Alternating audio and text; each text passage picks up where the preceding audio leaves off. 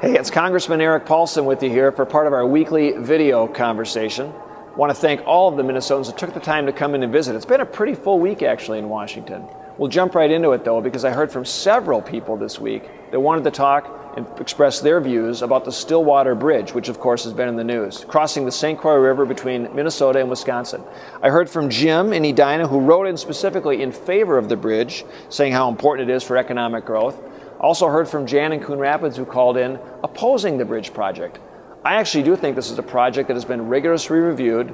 It's got strong bipartisan support, not only at the federal level, but also in Minnesota with our governor, Mark Dayton, and also Scott Walker in Wisconsin. This is a project that is sorely needed. It's a public safety concern, and we were able to pass legislation this week in the House moving that project forward.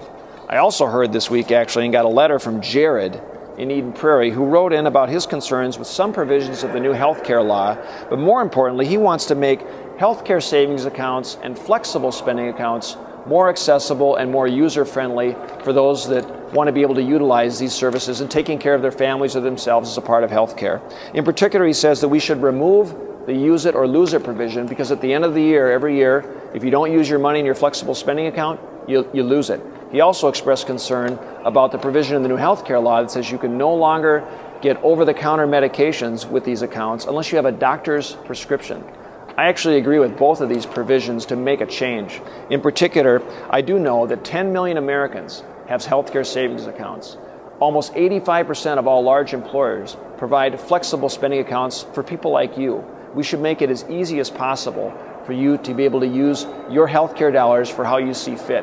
I'm the chief author of legislation that would remove the provision and repeal the provision in the new law that says you no longer can go and purchase over-the-counter medication like Advil, cough syrup for your children, or Claritin, unless you have a doctor's prescription, because it's driving up healthcare costs. We've got over 100 authors. It's bipartisanly supported.